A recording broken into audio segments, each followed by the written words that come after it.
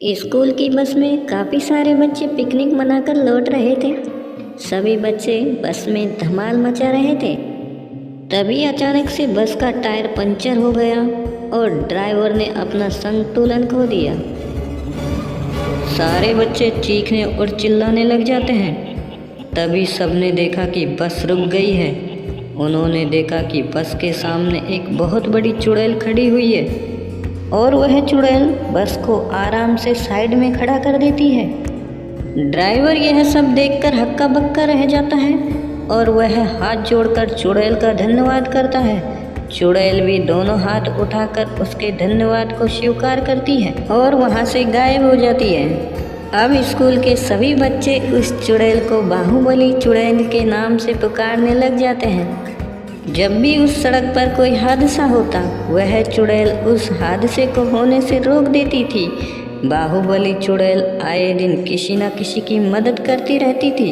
अब सभी लोग जान गए थे कि इस रोड पर एक चुड़ैल रहती है जो सबकी मदद करती है। यह खबर गांव में रहने वाली रत्ना को भी मिलती है।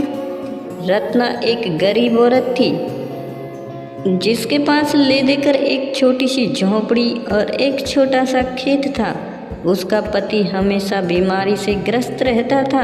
घर का सारा काम रत्ना को ही करना पड़ता था। रत्ना की जमीन और उसके घर पर गांव के एक आदमी शेर सिंह की नज़र थी। वह रत्ना की इस जमीन को हड़पना चाहता था। अरे रत्ना, अपने इस अपाहिज पति के साथ इस जमीन पर कब तक मारामारी करती रहेगी? ये जमीन मुझे दे दे, मैं साल में कुछ ना कुछ दे दिया करूँगा, उससे तुम्हारा गुजारा हो जाया करेगा। सेठ, मैं एक गरीब औरत हूँ, इसका मतलब ये नहीं कि मेरे पास दिमाग नहीं है। खबरदार जो मेरी ज़मीन और मेरे घर के बारे में फिर से बात करी। अच्छा रुक, तुझे अभी बताता हूँ। सेठ ने अपने दो आदमियों से उसके घर का सामान तोड़ने फोड़ने के लिए बोलता है। वो लोग उसके घर में जाकर सामान को तोड़ने फोड़ने लग जाते हैं। उन लोगों के चले जाने के बाद में रत्ना बहुत दुखी होती है और वह सोचने लगती है।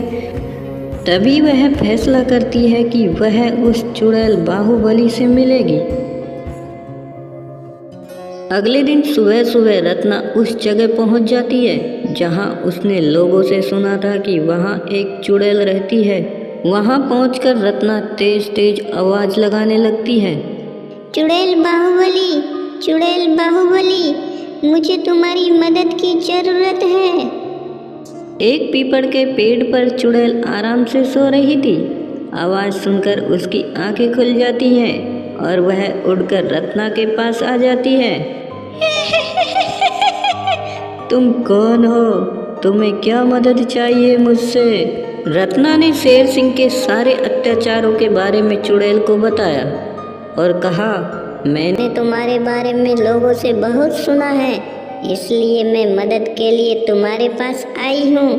भगवान के लिए मेरी मदद करो। चुड़ैल यह सुनकर गुस्से में आ जाती है और कहती है, कौन है वो? चलो मैं चलती हूँ तुम्हारे साथ और देखती हूँ तुम्हें कौन परेशान कर रहा है। रत्ना के साथ चुड़ैल वेश बदलकर उसके घर पर चली जाती है और उसके साथ रहने लग जाती है और उसके साथ खेतों पर भी जाने लगती है। एक दिन रत्ना और चुड़ैल खेतों पर बैठकर बातें कर रही थी। चुड़ैल बहन, तुम बहुत दयालु लगती हो और मैं तुम्हारे बारे में और जानना चाहती हूँ। कभी मैं भी तुम्हारी तरह कमजोर और गरीब थी। मेरे पति बच्चों को कुश्ती सिखाया करते थे। वहीं पर एक दूसरा कुश्ती सिखाने वाला था जो मेरे पति से बहुत जलता था। एक दिन वो अपने आदमियों के साथ में रात को हमारे घर पर आए और आते ही मेरे पति पर लाठियों से वार करना शुरू कर दिया। जब मैं उनको बचाने के लिए गई तो उन्होंने मुझे मार दिया। मेरे मरते ही मैं चुड़ैल बन गई और मैं अपने पति को डॉक्टर के पास में ले जाने लगी, पर रास्ते में ही उन्होंने दम तोड़ दिया।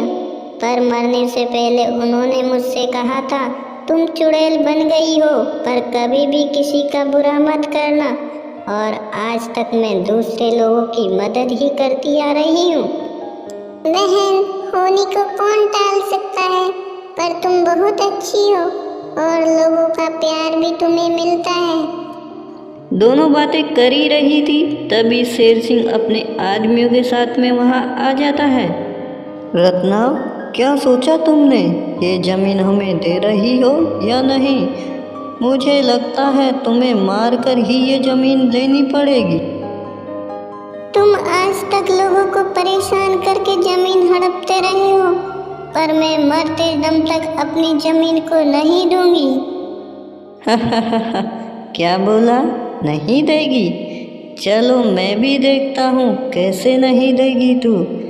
और वह अपने आदमियों की ओर इशारा कर देता है। जैसे ही शेर सिंह के आदमी रत्ना को मारने के लिए आगे बढ़ते हैं, बीच में चुड़ैल आ जाती है और चुड़ैल को देखकर वो लोग घबरा जाते हैं। चुड़ैल उनसे उनकी लाठियाँ छीन लेती है और उस लाठी से उनको मारने लगती है और वह उन लोगों को उठा उठाकर खेत में फेंक देती है और वह शेर सिंह को भी उठाकर एक पेड़ के ऊपर फेंक देती है और उससे बोलती है, मैं एक फूंक मारूंगी, तुम नीचे जाकर अपाहिज हो जाओगे या फिर मर जाओगे। बता, आज के बाद तो रत्ना को परेशान करने आएगा। मुझे माफ़ कर दो, मुझे माफ़ कर दो, मुझसे गलती हो गई। मैं कसम खाता हूँ आज के बाद रत्ना को कभी भी परेशान नहीं करूँगा। मुझे माफ़ कर दो। फिर भी चुड़ैल सब लोगों के हाथ पैर तोड़कर रत्ना के घर चली जाती है। अगले दिन रत्ना एक ब्राह्मण को बुलाकर चुड़ैल का शुद्धिकरण करवाकर उसे चुड़ैल के जीवन से मुक्ति दिलवा देती है। दोस्तों, मेरी ये कहानी अगर आपको अच्छी लगी हो तो प्लीज़ चैनल को सब्सक्राइब करें और कहानी को लाइक